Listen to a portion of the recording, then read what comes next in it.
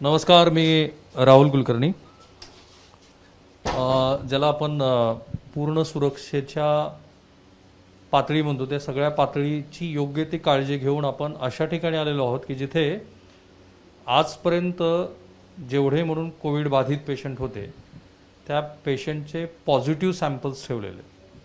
ते ठेवण्यामागचं जे कारण मी आरोग्य विभागातल्या वरिष्ठ अधिकाऱ्याकडनं समजून घेतलं ते असं की आपल्याला कोविडचं जे विज्ञान आहे ते नीट समजून घ्यायचं असेल तर हे असे जे सॅम्पल्स आहेत ते डिपॉझिट करणं गरजेचं आहे. यातले काही RNA ॲब्स्ट्रॅक्ट करून ते दिल्लीला पाठवले जात आहेत आणि तिथून मग कोविडचं काही नवीन हे बनत आहेत का, नवीन व्हेरियंट येत आहेत का, त्याचा अभ्यास केला जातो. पण ती संख्या किती असावी. सो डॉक्टर दीक्षित आहेत आपल्याबरोबर. डॉक्टर साहेब, तुमचं स्वागत आहे ABP माझामध्ये. नमस्कार.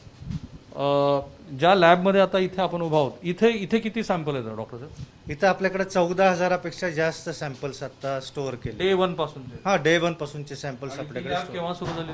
ही लॅब सुरू झाली 24 जुलै 2020ला. म्हणजे जुलै 2020 ते जुलै 2021 आणि त्यानंतरची पुढचे ऑगस्ट सप्टेंबर, म्हणजे जवळपास 14 महिन्याचे सॅम्पल. 14 महिन्याचे 14,000 सॅम्पल. एकदा बघूया. प्रयत्न काय आहे तर याचं सिक्वेन्सिंग करावं. राईट, हे सगळे पॉझिटिव्ह रुग्णांचे सॅम्पल्स आहेत की जे त्यांनी स्टोअर करून ठेवलेले आहेत. येस, हे अशा पद्धतीने स्टोअर करून ठेवलेले सॅम्पल. हे ॲब्स्ट्रॅक्ट कसं घ्यायचे, स्टोअर कसे करायचे ते डॉक्टर? स्टोअर कसे करायचे? हे जे आपल्याला पॉझिटिव्ह सॅम्पल्स येतात त्यानंतर हे आपण 3 ml वायलमध्ये असे ट्रान्सफर करून याला -80 डिग्रीला स्टोअर केलेलं आहे. -80 डिग्रीला. राईट. आणि हे करण्यामागची ICMR ची भूमिका काय आहे? आपल्याला आत्ता तुम्ही जे बोलत होतात की व्हेरियंट्स नवीन जे आहेत तर तसे कुठले व्हेरियंट्स येतात का, त्यासाठी आपण त्यांना सध्या RNA पाठवतोय. आणि या पॅन्डेमिकच्या दरम्यान नक्की काय झालेलं होतं हे जर आपल्याला भविष्यात कधी अभ्यास करायचा असेल तर त्यासाठी आपल्याला या सगळ्या सॅम्पल्सची आवश्यकता आहे. पण असे RNAचे सॅम्पल इथून या लॅबमधनं आतापर्यंत किती गेलेत? आपण दर महिन्याला 100 सॅम्पल्स इथनं दिल्लीला पाठवतो. एप्रिल महिन्यापासून ते चालू झालेलं आहे. काही नवीन गोष्ट आपल्याला आपल्या जिल्ह्यामध्ये तर अजून नवीन कुठला व्हेरियंट आलेला नाहीये. बट डेल्टा प्लस तरी सापडला होता आपल्याकडे. असं कुठलंही त्यांनी सांगितलेलं नाही की तुमच्याकडे कुठला नवीन व्हेरियंट आहे. आपल्याकडे.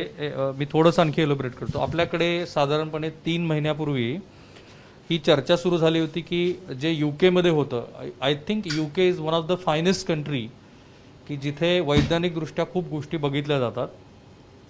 UKने डेल्टा प्लसचा जो डेटा जाहीर केला तो 2-3 महिन्यापूर्वी, तो त्याच्यावरती मी व्हिडिओ बनवला होता. 1.25 लाख लोकांचं जिनोम सिक्वेन्सिंग केल्यानंतर त्यांनी सांगितलं की जसा डेल्टा प्लस जितका डेडली आहे म्हणून सांगितलं जात होतं, it was not that much of deadly. Yes, delta प्लसमध्ये तुमचं इन्फेक्टिव्हिटी वाढते पण त्याच्यामध्ये मोर्टॅलिटी कमी आहे. डेल्टा प्लस हे वॅक्सिनवरती काम करतं की नाही अशी चर्चा सुरू होते. UK was the first country who told to the entire world की वॅक्सिन ही डेल्टा प्लसवरती काम करते. आणि हे सगळं कसं त्यांना शक्य झालं तर मुख्यत्वे अशा पद्धतीनं त्यांनी जो डेटा हे जे पॉझिटिव्ह रुग्णांचे सॅम्पल ठेवले त्याच्यामुळे. पण दुसरा प्रश्न असा डॉक्टर साहेब की महाराष्ट्रामध्ये आज सकाळी मी आकाशवाणीच्या बातम्या ऐकत असताना मला महाराष्ट्रातल्या आत्तापर्यंतच्या पॉझिटिव्ह रुग्णांची संख्या साधारणपणे 63-64 लाख एवढी आहे असं कळलं. सो थ्रूआउट महाराष्ट्रात एवढे सॅम्पल स्टोअर आहेत. आपल्या राज्याच्या वैद्यकीय आणि शिक्षण संशोधन संचालनाच्या वतीनं सुरुवातीपासूनच असं सांगितलेलं होतं की तुमच्याकडे जे पॉझिटिव्ह सॅम्पल्स येतील ते सॅम्पल्स तुम्ही स्टोअर करा. त्यामुळं शक्यता जवळपास सगळ्या लॅबोरेटरीजने अशा पद्धतीनं त्यांच्याकडचे सॅम्पल्स स्टोअर केलेले असणार आहेत. पण मग कधी स्टोरेजचा इश्यू होतो. आता माझ्याकडेच तो इश्यू आलेला आहे. ऑलमोस्ट माझा रेफ्रिजरेटर फुल होत आलेला आहे. त्यामुळे आता पूर्ण झालाय. आणि खरं म्हणजे त्यांच्या दृष्टीनं हाही कन्सर्नचा मुद्दा आहे. एवढीच जागा शिल्लक आहे. आता एवढीच जागा माझ्याकडे शिल्लक आहे. पण सुदैवाने सध्याच्या परिस्थितीत आपल्याकडे पॉझिटिव्हिटी पण कमी झालेली आहे. त्यामुळं तात्पुरतं माझं काम पूर्ण भरलेलं आहे. पूर्ण भरलाय. पॉझिटिव्ह रुग्ण जे आतापर्यंत आले 14,000, त्या 14,000 रुग्णांचे हे पॉझिटिव्ह सॅम्पल्स आहेत. इथे एवढीच जागा शिल्लक राहिलेली आहे. पण मी ज्या वेळेला काही वरिष्ठ आरोग्य अधिकाऱ्यांशी बोललो तेव्हा त्यांचं असं म्हणणं होतं की इतक्या मोठ्या प्रमाणामध्ये सॅम्पल स्टोअर करण्याची गरज नाही आहे. पण काही अशा सूचना आलेल्या नाहीत तुम्हाला? अशा सूचना अजून तरी आलेल्या नाहीयेत. पण आता नजीकच्या भविष्यामध्ये कदाचित जे जुने सॅम्पल्स आहेत, जसं मी तुम्हाला म्हटलं की 24 जुलैला लॅबोरेटरी माझी चालू झालेली आहे, तर जुने पॉझिटिव्ह सॅम्पल्स आत्ता जर तितके ॲक्टिव्ह नसतील ते आम्ही एकदा लॅबोरेटरीमध्ये चेक करू आणि मग ते सॅम्पल्स डिस्कार्ड करण्याची आम्ही परवानगी त्यांना रितसर मागू. कसं डिस्कार्ड करता येतं हे? ह्याला नंतर आपल्याला ऑटोक्लेव्ह करायचं आहे. होतं ऑटोक्लेव्ह. ऑटोक्लेव्ह करायचं. असे सॅम्पल काय आपण ऑटोक्लेव्ह करून बघितले? हो, ऑटोक्लेव्ह केल्यानंतर ते ती सॅम्पल प्रक्रिया काय असते ऑटोक्लेव्ह? दाखवतो मी. आपण ती बघूया ती प्रक्रिया. एक मला प्रश्न इथून असा निर्माण होतो की म्हणजे समाधान हे पण आहे डॉक्टर साहेब की आपल्याकडे पहिल्यांदाच थ्रूआउट भारतामध्ये कोविडच्या संदर्भातलं जे वैज्ञानिक दृष्टिकोन ठेवून संशोधन सुरू आहे ते फार उच्चतम पातळीवरती. याच्या आधी आपल्याकडे मला वाटतं 1914ची ती आपली कुठला होता तो फ्ल्यू किंवा इतर कुठल्याही ज्या साथीचे रोग आले त्याच्यामध्ये आपल्याला आवश्यक तो डेटा घेता आलेला नव्हता. यावेळेला मात्र आपण खूप गोष्टी काळजीपूर्वक करताना दिसतोय. राईट, इथे ते ऑटोक्लेव्ह करण्याची प्रोसेस आहे. ऑटोक्लेव्ह आहे. त्याच्यामध्ये आपण पाणी टाकल्यानंतर जेव्हा चालू करतो त्यावेळी 121 degree centigrade 121 degree centigrade 15 pound pressure आहे त्याचा आणि 20 मिनिटं आपण ते सगळे सॅम्पल्स ठेवतो जे त्यांनी स्टरलायझेशनचे नियम आपल्याला सांगितलेले आहे सुरुवातीपासून.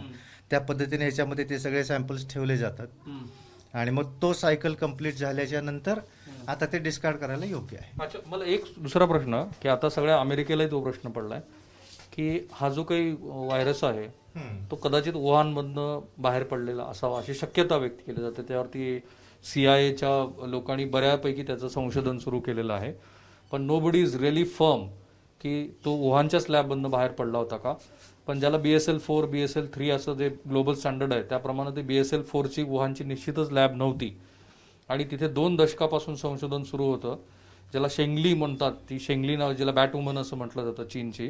त्या शेंगलीनी या संदर्भातले काही मॅन्ड्रिन जी त्यांची भाषा आहे त्या मॅन्ड्रिन भाषेमध्ये लिहिलेले तिच्या विद्यार्थ्यांचे काही रिसर्च पेपर साधारणतः गेल्या वर्षीच्या मेमध्येच बाहेर आले होते आणि त्यानंतर जगभरामध्ये तेव्हापासून चर्चा सुरू झाली. विशेषतः अमेरिकेतली अशी फर्म म्हणजे ज्याच्याशी फौची यांचा संबंध आहे त्या फर्मनी शेंगली ज्या वुहान लॅबमध्ये काम करतात त्या लॅबला रिसर्च करण्यासाठी फंडिंग दिली होती बराक ओबामा यांच्या काळात आणि तिथपासून तो सगळा अमेरिकेचाच त्याच्या मागे हात आहे का, हे असं जे फंडिंग केलं गेलं ह्या मागं काय भूमिका होती, बायोलॉजिकल वेपन तयार करण्याचा प्रयत्न सुरू होता का, अशी ती सगळी चर्चा सुरू होती. त्या चर्चेला नवीन रूप केव्हा आलं जेव्हा जगातल्या 125 सायंटिस्टनी या संदर्भातलं एक पत्र लिहिलं जे नेचरमध्ये पब्लिश झालं आणि त्यानंतर डिबेट सुरू झाली. आता ती कुठेही कन्क्लुसिव्ह अशी डिबेट नाही आहे. Nobody is really firm whether तो व्हायरस त्या वुहान लॅबमधूनच बाहेर पडला की नाही. आता मी एवढं सगळं इथं सांगायचं कारण असं की अशा पद्धतीनं जर आपण नीट काळजीपूर्वक तो व्हायरस ट्रीट नाही केला की ज्याला तुम्ही ऑटोक्लेव्ह असं सगळी process, how likely it is going to create another trouble. 100% जर त्याला प्रॉपरली स्टरलाइज झाला नाही तर शक्यता आहे की पुन्हा तो वातावरणात मिसळला जाईल. त्यामुळे आम्ही प्रत्येक वेळी जर पॉझिटिव्ह सॅम्पल्स, आता तर अजून तशी वेळ आलेली नाही, जे शिल्लक राहिलेले पॉझिटिव्ह सॅम्पल्स होते मी तुम्हाला सांगितलं की 3 ml आम्ही ट्रान्सफर केलं आणि उरलेलं जे होतं त्याच्यामध्ये व्यवस्थित सगळं ऑटोक्लेव्ह करून नंतर ते आपण डिस्कार्ड केलेलं आहे. बापरे. पण मग आता तुम्ही कुठल्या खरं म्हणजे आता त्या गाईडलाईन्स यायला आवश्यक होतं की हे सगळं डिस्पोज करा म्हणून. नाही, जसं मी तुम्हाला सुरुवातीला म्हणालो की त्या त्या टप्प्यामध्ये जशी पहिली लाट होती, दुसरी लाट होती, या प्रत्येक लाटेमध्ये कुठले व्हेरियंट्स आपल्याकडे आहेत हे जर आपल्याला अभ्यास करायचा असेल तर या सॅम्पल्सची आपल्याला आवश्यकता लागणार आहे. त्यामुळे आपण ते स्टोअर करून ठेवले. I am not negative here. मी डॉक्टर दीक्षितांचा आभारी आहे की त्यांनी ते अतिशय स्पष्टपणे सांगितलं. I am not negative here, neither I am criticising government. पण जो मुद्दा आहे तो असा की जर जसं डॉक्टर दीक्षित म्हणतायत की प्रत्येक लॅबमध्ये हे स्टोअर केलं असेल तर त्याची महाराष्ट्रातली संख्या 63 लाखाच्या आसपास असावी आणि देश पातळीवरती पण जर असंच धोरण असेल तर 4-4.5 कोटी सॅम्पल्स जे पॉझिटिव्ह रुग्णांचे आहेत ते तसेच आहेत. सो आय एम एक्सपेक्टिंग, आम्ही हे आशा करतोय की महाराष्ट्र सरकारच्या आरोग्य विभागाची काही मंडळी याच्यावरती आणखी प्रकाश टाकतील. थांबूया आपण इथे. तुम्हाला आमचे हे जे व्हिडिओज आहेत ते कसे वाटतात ते जरूर कळवा. राहुल कुलकर्णी, ABP माझा, उस्मानाबाद. थँक्यू. आता हे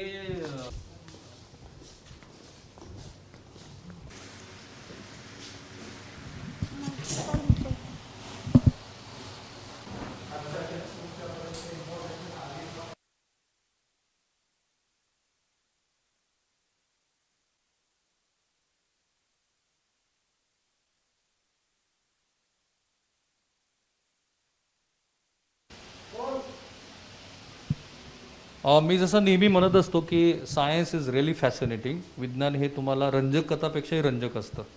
आणि तो जो वुहानच्या लॅबमधनं जो डेटा बाहेर आला, ज्याचा RNA सिक्वेन्सिंग म्हणला, त्याच्यावरती रशियानी पहिल्यांदा स्पुतनिक जी वॅक्सिन बनवली ती, आणि तशाच पद्धतीचा RNA एक्स्ट्रॅक्ट करण्याचा हा प्रयत्न आहे. ह्या मशीनबद्दल पण सांगा डॉक्टर. हे ऑटोमॅटिक RNA एक्स्ट्रॅक्शन मशीन आहे.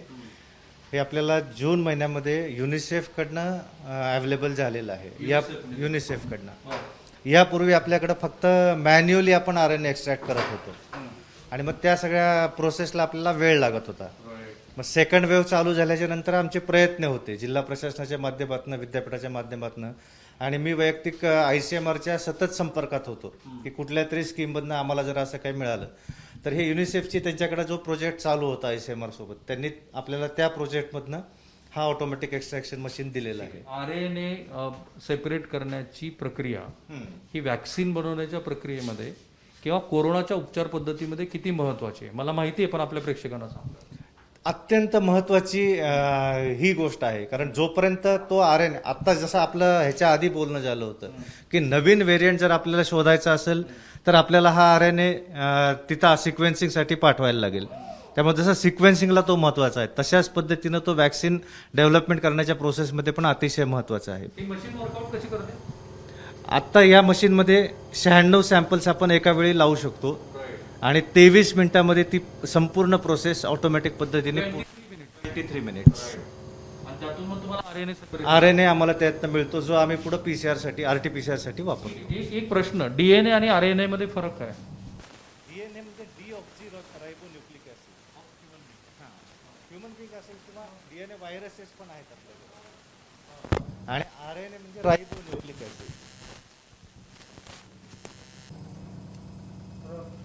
सो प्रश्न काही प्रेक्षकांना हाही पडू शकतो की what is the difference between DNA आणि RNA मधला फरक काय? DNA हा डीऑक्झीरायबोन्यूक्लिक ऍसिड, जो DNA व्हायरसेस आपल्याकडे आहेत, पण हा जो व्हायरस आहे याच्यामध्ये RNA व्हायरस आहे, तो रायबोन्यूक्लिक ऍसिड. त्यामुळे इथं आपल्याला हा RNA एक्स्ट्रॅक्ट करून हा पुढे त्याच्यात DNA नाही, त्याच्यामध्ये RNA आहे. आणि तो बॉडीमध्ये गेल्यानंतर अगदी थोडक्यात तो वर्कआउट कसा करतो? तुमच्या शरीरात गेला, नाही, या व्हायरसमध्ये त्याच्याकडे एन्झाईम आहे रिव्हर्स ट्रान्सक्रिप्टेज नावाचं, जो त्याला परत DNA मध्ये कन्वर्ट करतो, आणि ती सगळी प्रोसेस, तो व्हायरस आपल्याकडे आला.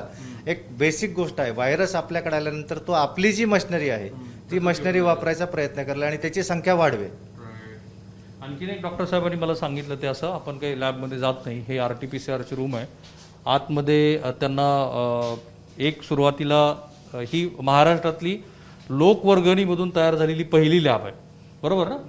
आणि त्या पहिल्या लॅबमध्ये RT-PCR टेस्ट करण्यासाठीची एक मशीन होती, पण नंतर ह्या लॅबला 4 मशीन, ICMRच्या 4 मशीन्स मिळाल्या. त्यात डॉक्टर दीक्षितांचा मोठा वाटा होता. आणि आता इथे किती सॅम्पल आपण टेस्ट करू शकतो? आता इथं आपण एका वेळी साधारणतः 750 सॅम्पल टेस्ट करू शकतो. 750 एका शिफ्टमध्ये. एका शिफ्ट म्हणजे 2 शिफ्ट करू शकतो किंवा 2 करू शकतो, 3 करू शकतो. म्हणजे 2000 2,500 सॅम्पल्स करू शकू, एवढी आपली तयारी आहे.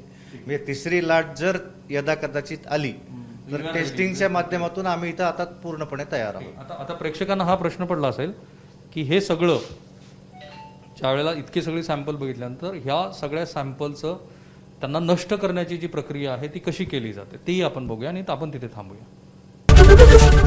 ABP माझा, उघडा डोळे बघा नीट.